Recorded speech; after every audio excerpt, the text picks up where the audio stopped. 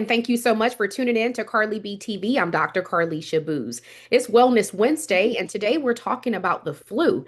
And we're joined by Justin Connelly. He's a nurse practitioner who's at Piedmont Macon. Thank you so much for joining us, Justin. Absolutely, Carly. My pleasure. Thank you. So the CDC is reporting that, the flu season is elevated and increasing. So just talk about, what are you seeing firsthand? You're working in the ER at Piedmont Macon. What are you seeing? Yeah, we're seeing overcrowded ERs like normal, but we're seeing a high uptick in the flu this season.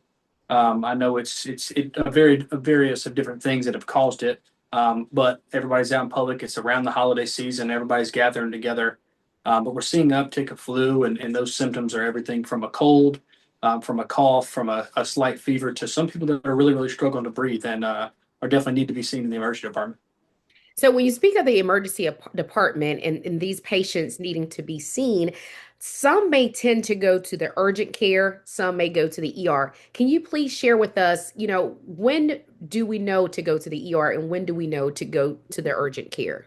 Absolutely. No, there is a dramatic difference in the patient who can go to urgent care and the patient who needs to be seen emergently in the ER. Now, your 22-year-old with no medical problems, doesn't take any medicines daily, who's got a slight cough and running a fever for 2 days, can probably be seen in urgent care, especially if they have not tested positive, if they're looking for a test or just hydration. That is an urgent care patient. But a 65-year-old with a history of congestive heart failure or COPD who's short of breath, having chest pain, a cough that will not get better, production of cough, that patient needs to be seen in the emergency department so that we can further work them up because there is flu can bring on a lot of symptoms, and especially in people with those comorbidities, it really can make you sick. Okay. What are some things that people can do to avoid the flu? It sounds cliche, but there's a reason things are cliche, right?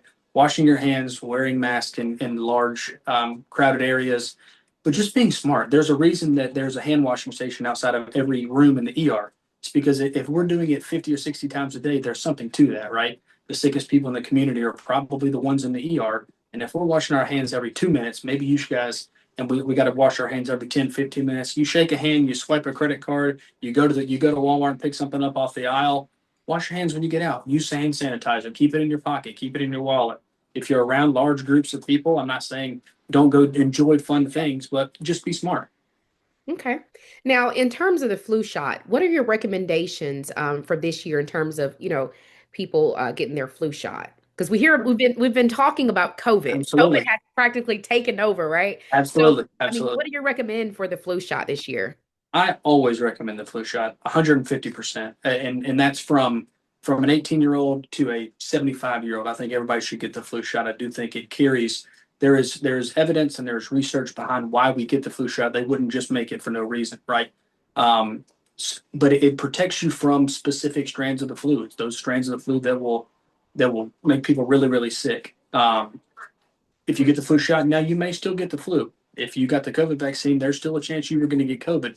But we did see a decrease in a lot of symptoms, right? In January, it's probably a little late to get the flu shot, but I recommend everybody that listens to this channel make sure between August and October, really harping on those months. That is the time in 2026 to get your flu shot.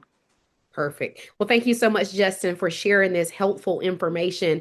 And I'm pretty sure it helped a lot of people understand, hey, just because you're coughing, you don't have to necessarily go to the ER, but you definitely need to take it serious. So thank you For sure. so much for sharing your expertise. You're more than welcome. We've got a great group here at Piedmont Macon Hospital that we'd love to see you, and we just want to make sure that the community is as healthy as it can be. It's what's happening weekend on KBTV, and this your boy Country Wayne. Hey everybody, this is Tamala Man, and I'm rolling with Carly BTV. Hey everybody, my girl Tamar Braxton, all the way live on Cardi B TV. Yours truly, Atlanta's own MC Life, and I want to let you know I'm all the way live with Carly B TV. That way, the long way. I'm always Carly B TV. Peace up and A-Town down. Yo, this Henry Wells, the most feared man in comedy. Street T, all the way live on Carly B TV. I'm here, baby. Check them out. Hey, yo, what's up? I'm Tony Terry, all the way live on Carly B TV. You heard me? Poker Bear, all the way live with Carly B TV, you understand me? You go learn today, babe.